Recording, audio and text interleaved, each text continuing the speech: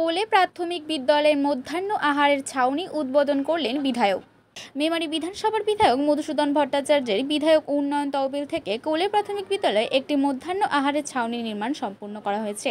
তার শুভ উদ্বোধন করা হলো আজ। শুভ উদ্বোধন করলেন বিধায়ক মধুসূদন ভট্টাচার্য।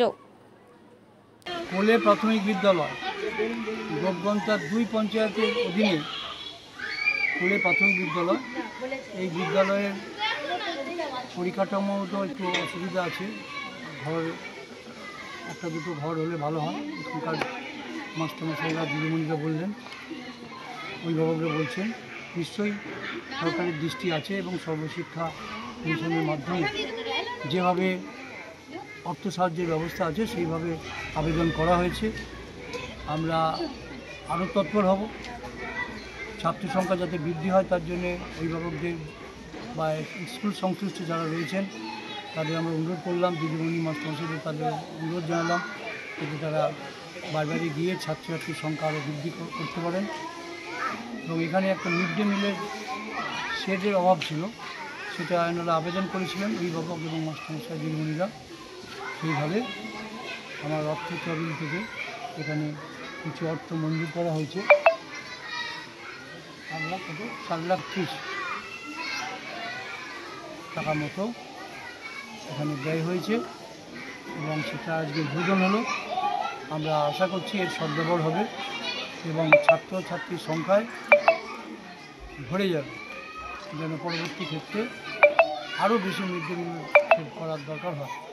এরকম ছাত্র সংখ্যা এখানে বাড়ুক, এটা আমরা আশা করছি এবং সকলকে সেই ব্যাপারে আগ্রহ নেওয়ার জন্য অনুরোধ করছি।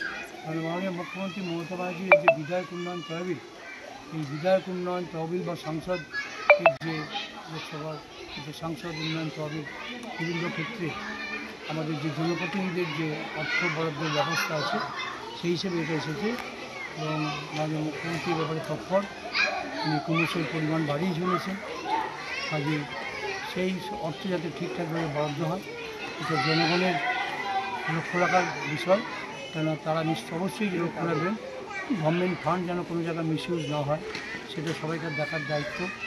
এবং মিস্ত্রিরা যাতে ঠিকঠাক কাজ করে, ছাত্রছাত্রীরা যদি ভালোভাবে বসে মিড ডে মিল গ্রহণ করতে পারে সেটা দেখার দায়িত্ব এবং সেই উদ্দেশ্য নিয়ে এটা করা হলো।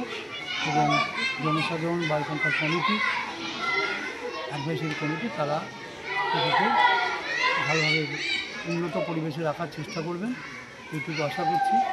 সকলকে আবার ধন্যবাদ জানিয়ে আবার মামাটি মানুষের সরকার মাননীয় মুখ্যমন্ত্রীকে কৃতজ্ঞতা জানিয়ে শেষ করছি।